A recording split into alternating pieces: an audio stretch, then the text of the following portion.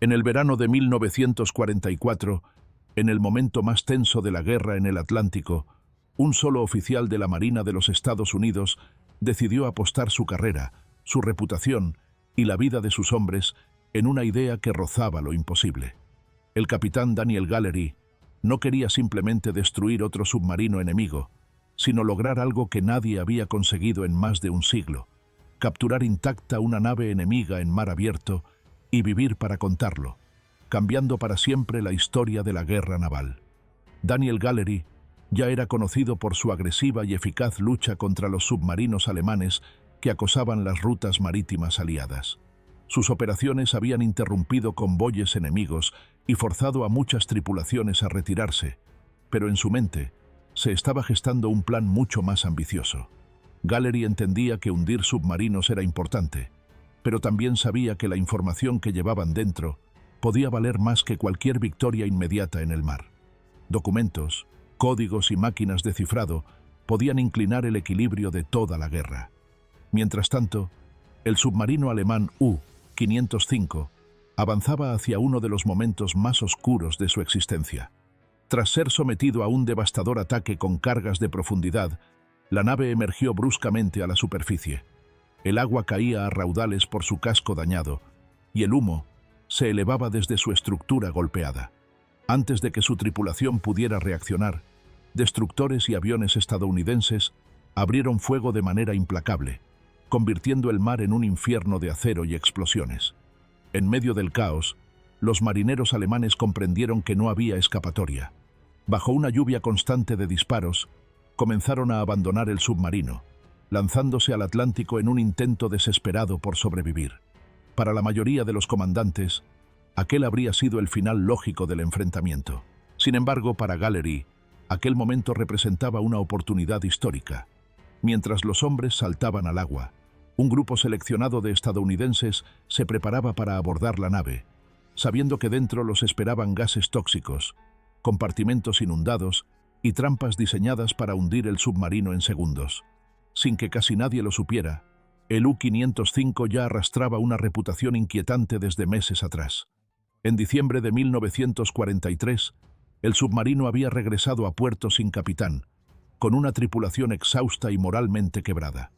Entre cientos de submarinos alemanes, aquel se había ganado fama de atraer el desastre una y otra vez, como si estuviera marcado por una mala fortuna imposible de evitar. Mucho antes de aquel dramático encuentro en el Atlántico, el submarino alemán U-505 había iniciado su carrera con expectativas completamente distintas. Cuando fue puesto en servicio, era considerado un moderno y potente submarino del tipo 9C, diseñado para operar a grandes distancias y permanecer largos periodos en el mar. Durante su primera patrulla, aproximadamente un año antes de los hechos decisivos, la nave logró un éxito significativo al hundir un carguero británico de más de 7.000 toneladas, lo que parecía confirmar que el submarino tenía un futuro prometedor y que su tripulación estaba a la altura del desafío. Sin embargo, ese buen comienzo pronto se desvaneció. Patrulla tras patrulla, el U-505 empezó a encadenar una serie de fracasos difíciles de explicar. Torpedos que no alcanzaban sus objetivos, ataques con cargas de profundidad que obligaban a descensos desesperados y daños constantes provocados tanto por aviones como por buques aliados marcaron su trayectoria. En repetidas ocasiones, el submarino regresó a puerto seriamente dañado, necesitando largas reparaciones que lo mantenían fuera de combate durante meses enteros. La situación alcanzó su punto más crítico en octubre de 1943, cuando el U-505 fue localizado y atacado por buques aliados cerca del Caribe. Las explosiones sacudieron el casco sin descanso, lanzando a los marineros contra las paredes de acero mientras la nave luchaba por mantenerse intacta. En medio de ese ataque devastador y con la moral de la tripulación completamente destruida, el comandante del submarino, Peter Zascheg, tomó una decisión trágica y puso fin a su vida durante el combate, dejando a la nave sin liderazgo en el peor momento posible. Tras aquel episodio, dentro de la Marina alemana comenzó a circular la idea de que el U-505 estaba maldito. Aún así, el alto mando no estaba dispuesto a renunciar a la nave. Con la intención de estabilizar a la tripulación y romper la racha de desgracias, se nombró como nuevo comandante a Harald Lang, un oficial de 40 años conocido por su carácter calmado y disciplinado. La esperanza era que su experiencia y serenidad devolvieran la confianza a unos hombres profundamente marcados por el miedo y la frustración. Cuando Lang finalmente se hizo a la mar meses después, llevaba sobre sus hombros no solo una misión de guerra, sino también el peso de la historia oscura del submarino que ahora comandaba. Tras varios meses de preparación y reparaciones, el U-505 volvió finalmente al océano bajo el mando de Harald Lang. El 16 de marzo de 1944, el submarino zarpó con una misión clara pero psicológicamente pesada: cazar buques aliados frente a la costa occidental de África y demostrar que la nave aún podía cumplir su propósito. Para muchos tripulantes, aquel viaje no era solo una patrulla más, sino una prueba personal destinada a romper definitivamente con la sombra de fracasos que los perseguía desde hacía meses. Durante días interminables, el U-505 recorrió las aguas frente a Senegal, pasó frente a Sierra Leona y se internó en el Golfo de Guinea. El calor era sofocante, el aire dentro del submarino se volvía denso, y cada jornada sin contacto aumentaba la frustración de la tripulación.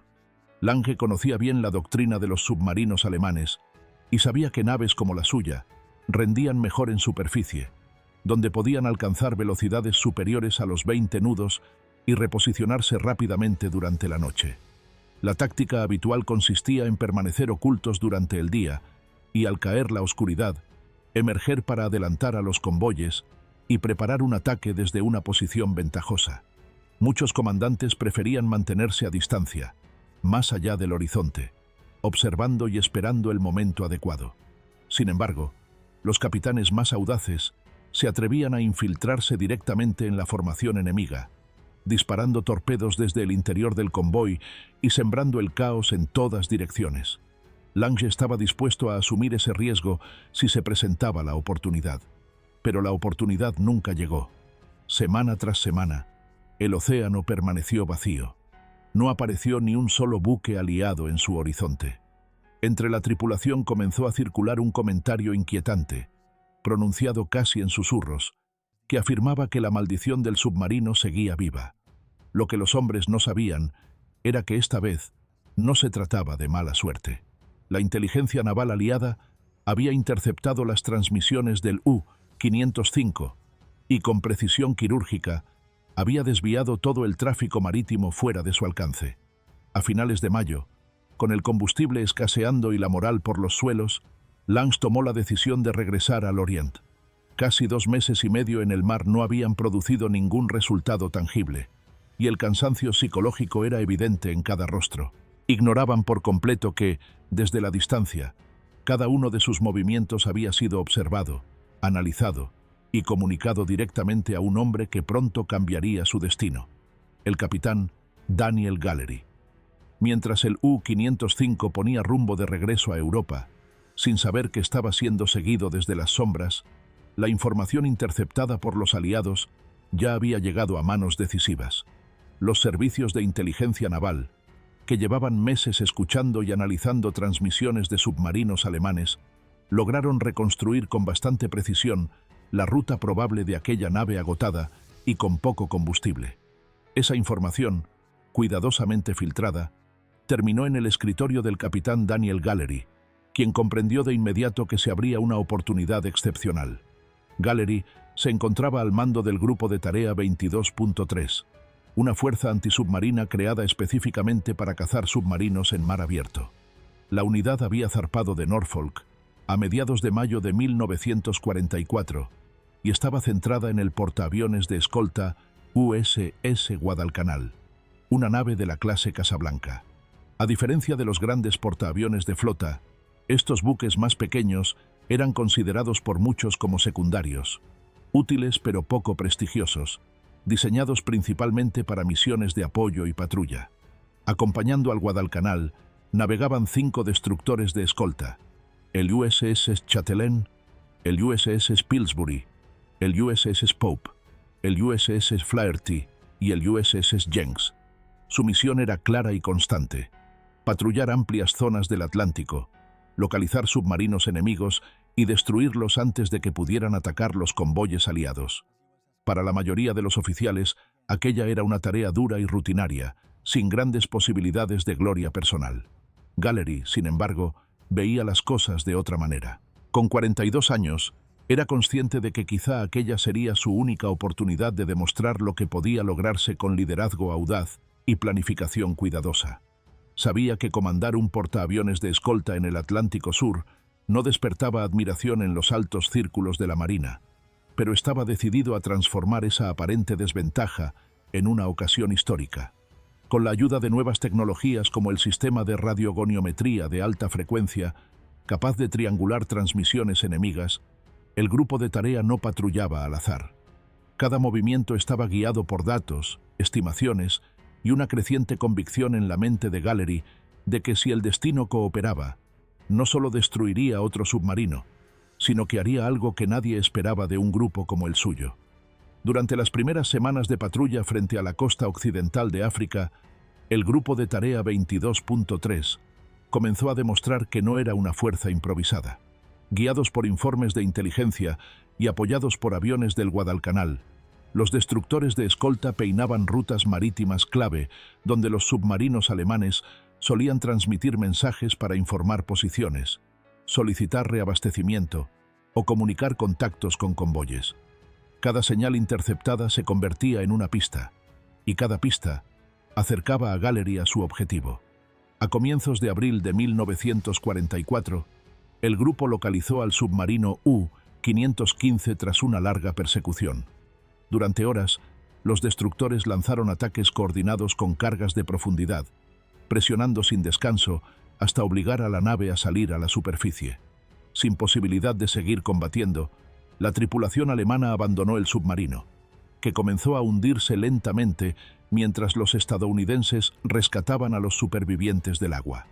Aquella escena, aparentemente rutinaria en la guerra antisubmarina, provocó en Gallery una reflexión inesperada. Mientras observaba cómo el U-515 desaparecía bajo las olas, Gallery se preguntó qué habría ocurrido si, en lugar de insistir en hundirlo, hubieran intentado abordarlo. Sabía que, con la preparación adecuada, una tripulación entrenada podría cerrar válvulas, detener el proceso de hundimiento y capturar el submarino intacto. La idea lo sacudió con fuerza. La Marina de los Estados Unidos no había capturado una nave enemiga en alta mar desde hacía más de 130 años, y lograrlo ahora sería un golpe tanto militar como simbólico. Gallery comprendía el valor de lo que podía encontrarse dentro de un submarino operativo. Máquinas de cifrado, libros de códigos y documentos de navegación podían ofrecer una ventaja estratégica incalculable. Recordaba que, en ocasiones anteriores, los aliados solo habían logrado recuperar ese tipo de material de submarinos ya hundidos o abandonados, y siempre con enormes dificultades. Capturar uno a flote sería algo completamente distinto. Impulsado por esa revelación, Gallery compartió su idea con sus oficiales. Ordenó que, si un submarino enemigo salía a la superficie, no fuera destruido de inmediato. En su lugar, los destructores debían suprimir cualquier resistencia encubierta y forzar a la tripulación a abandonar la nave, creando así la oportunidad para un abordaje rápido y decisivo.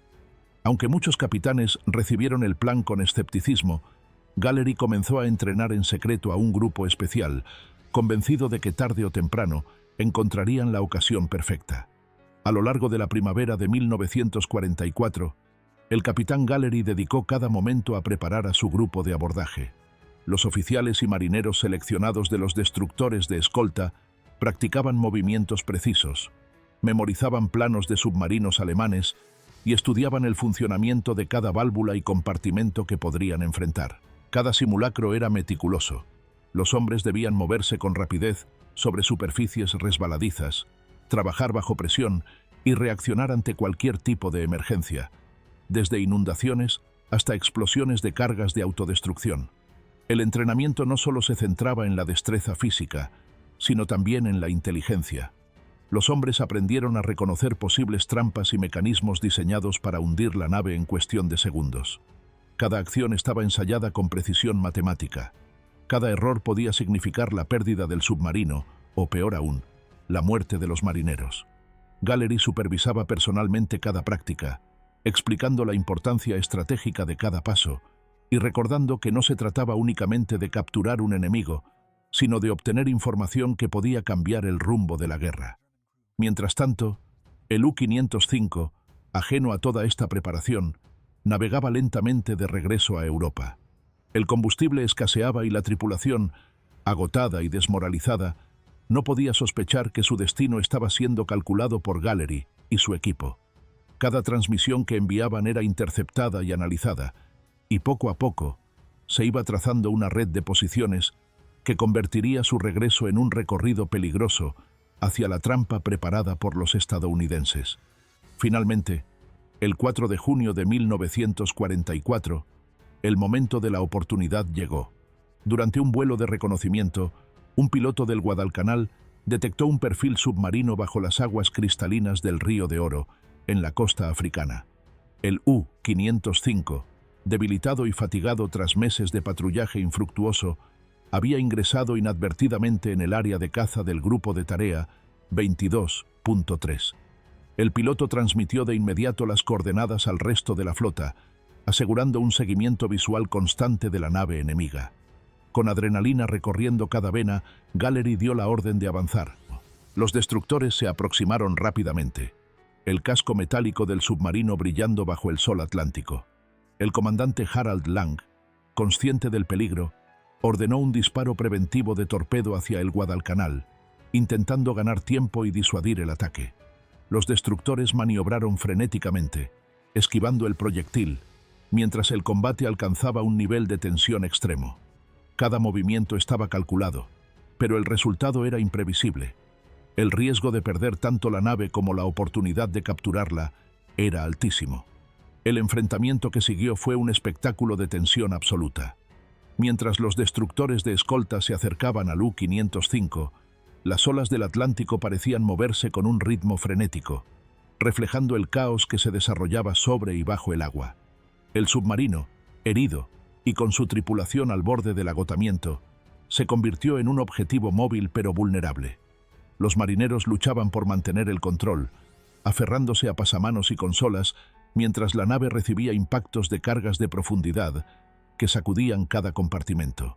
El USS Chatelaine, siguiendo las coordenadas proporcionadas por el piloto del Wildcat, abrió fuego con morteros Mark IV Hedgehog, pequeños explosivos de contacto diseñados para incapacitar sin destruir por completo.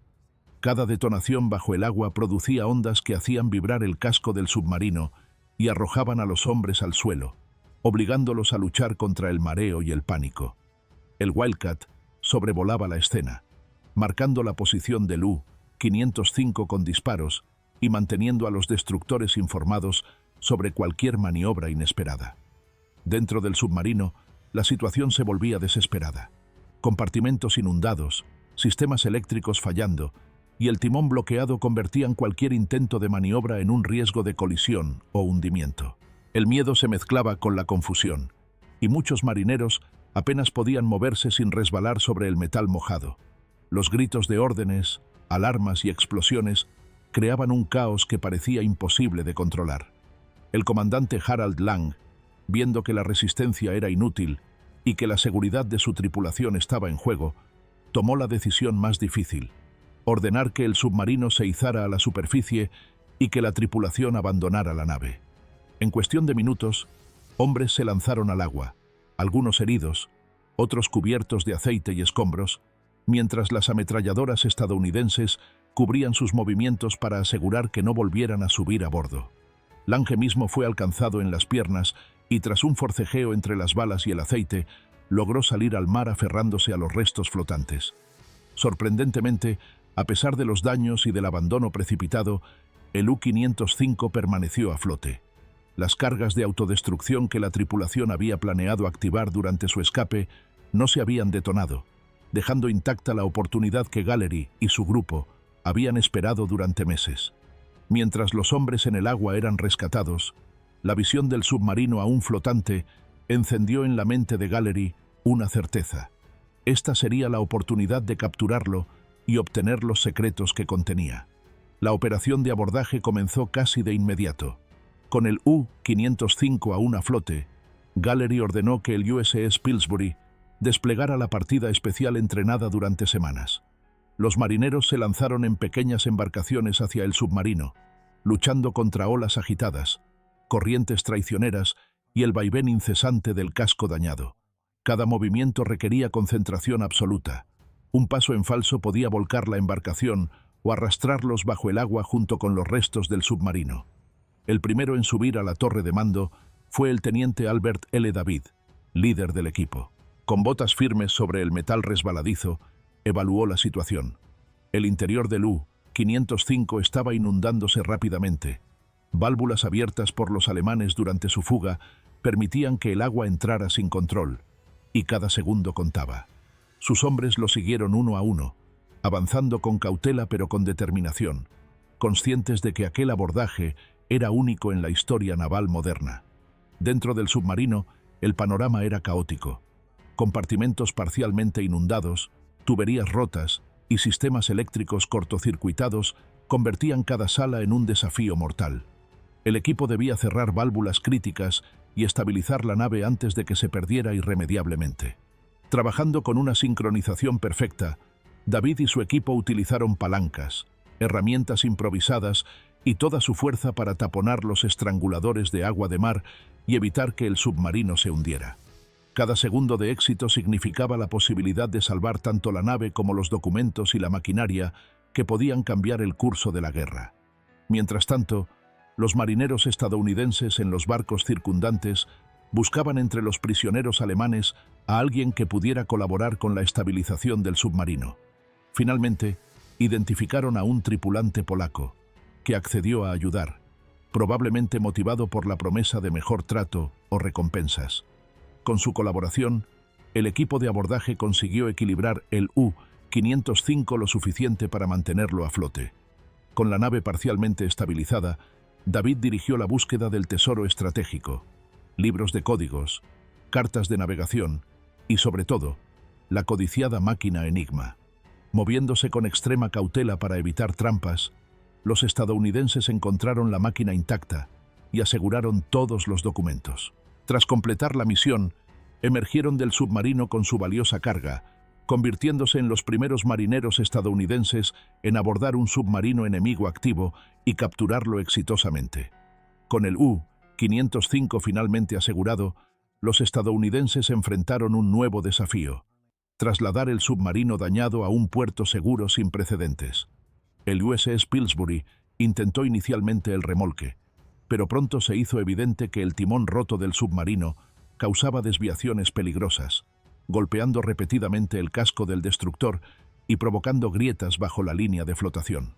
La situación obligó a Gallery a tomar una decisión audaz: ordenar que el USS Guadalcanal, un portaaviones de escolta mucho más grande y poderoso, asumiera el remolque. La operación fue extraordinaria por su complejidad. Se aseguraron nuevas líneas de remolque entre el Guadalcanal y el submarino, y los marineros continuaron trabajando para estabilizar las hélices libres y los motores eléctricos, que giraban y generaban energía para mantener parcialmente operativos los sistemas del U-505. Con esto, podían controlar mejor la nave durante los 1.700 millas náuticas que separaban la costa africana de la base aliada en Bermuda, lejos de la posible vigilancia alemana. Durante el viaje, los 59 supervivientes alemanes, incluidos el capitán Harald Lang y oficiales de la tripulación, permanecieron bajo custodia a bordo del Guadalcanal. Gallery decidió presentarse personalmente ante Lang en la enfermería, donde el comandante alemán, todavía herido y desconcertado, escuchó las palabras de Gallery: «Tenemos tu submarino remolcado». Para convencerlo, el capitán estadounidense mostró fotografías familiares y objetos que habían sido recuperados del U-505, confirmando la veracidad de la situación. Lang, hablando un inglés perfecto, suspiró: «Seré castigado por esto», mientras comprendía la magnitud de lo ocurrido. Mientras tanto, el USS Jenks partió hacia Washington con la Enigma y más de 1.100 libras de documentos estratégicos, asegurando que la inteligencia aliada no perdiera tiempo en descifrar los códigos enemigos. En la capital, el almirante Ernest J. King expresó su ira ante Gallery. Temiendo que los alemanes descubrieran la captura y cambiaran sus códigos, incluso amenazando con un consejo de guerra. Sin embargo, la operación se mantuvo en absoluto secreto, y todos los miembros del grupo de tarea cumplieron estrictamente la orden de silencio. Finalmente, el 19 de junio de 1944, Task Group 22.3 llegó a la base segura de Bermuda. El U-505 entró en puerto con una bandera estadounidense grande sobre el mástil y una enseña alemana más pequeña, simbolizando su captura. La tripulación alemana fue internada en un campamento aislado para garantizar que la operación permaneciera secreta. El submarino fue rebautizado como USS Nemo, pintado para asemejarse a una nave estadounidense y mantener la ilusión de que había sido hundido. La hazaña de Gallery y su grupo proporcionó a los descifradores aliados acceso inmediato a comunicaciones enemigas, cambiando radicalmente la dinámica de la batalla del Atlántico y consolidando la reputación de Gallery como un líder audaz y visionario.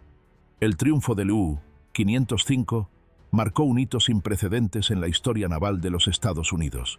Con la nave a salvo en Bermuda y todos los documentos estratégicos asegurados, Gallery vio cómo su audaz plan se había concretado más allá de lo imaginable.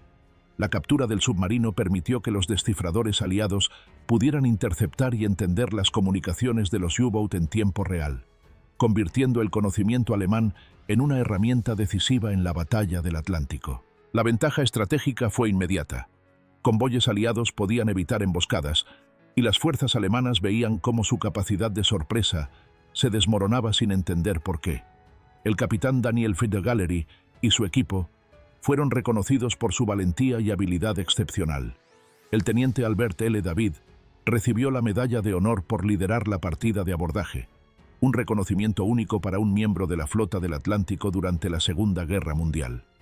La totalidad del grupo de tarea 22.3 fue galardonada con la prestigiosa Presidential Unit Citation, reflejando la magnitud colectiva de su hazaña. La fama de Gallery se consolidó rápidamente.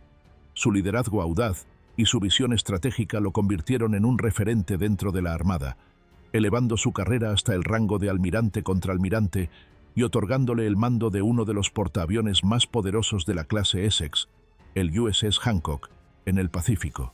Más allá de los reconocimientos, Gallery mantuvo una humildad notable, atribuyendo el éxito a la planificación minuciosa y, en sus propias palabras, a tal vez nuestras oraciones matutinas diarias.